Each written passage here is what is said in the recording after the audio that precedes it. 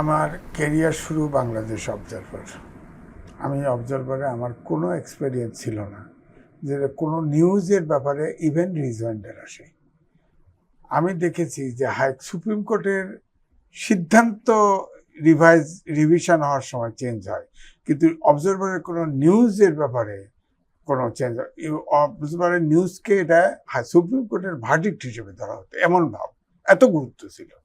সেটি ঠিক ডেইলি স্টারে গিয়েও আমি দেখছি তখন রাজনৈতিক অস্থিরতা, রিজয়েন্ডার আসতো, কিন্তু রিজয়েন্ডার প্রপারলি ছাপা হতো।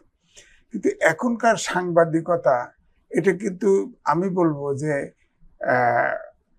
ধরেন ফ্যামিলি প্ল্যানিংয়ের একটা অনুষ্ঠানে বক্তৃতা দিলেন, ধরেন চিফ অ্যাডভাইজার বক্তৃতা দিলেন, হ্যাঁ, ওনাকে দেখা গেল মিটিং শেষে বুম ধরে অন্য প্রশ্ন করতেছে, হ্যাঁ, তো উত্তর পুরো স্টোরিটা দেখা গেল মূল সাবজেক্টের নাই, এরকম হয়।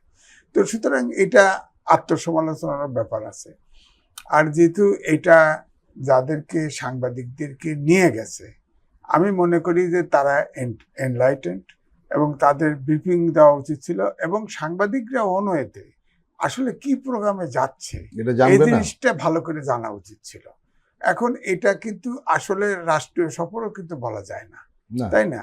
এটা অনেকটা একটা সম্মেলনে দাওয়াত পেয়েছেন, চিফ অ্যাডভাইজার গেছেন, তাই না?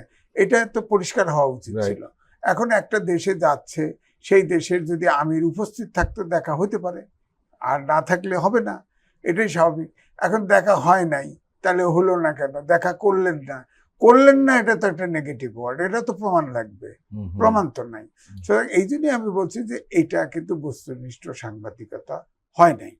তবে প্রাইভেট একটা ভিজিটের মতো ভিজিট, ধরেন এখন আমাদের চিফ অ্যাডভাইজার আমাদের দেশে নাই, বা তিনি ব্যস্ত, অন্য একটা রাষ্ট্রপ্রধান বা সরকার প্রধান এসে বাংলাদেশ ভিজিট করলো, আমাদের ভিজিট করলে ধরেন সহযোগিতার কথা বলা হয়েছে, এটা কিন্তু বাংলাদেশ থেকে হতো না, কিন্তু তারা তো করেছে। কারণ বিশ্বের পঞ্চম অর্থনীতির দেশ বলা যায়, মানে শীর্ষ ধনীর দেশে, সেখানে আমাদের দেশ ছোট হইতে পারে কিন্তু অর্থনীতি তো বিরাট।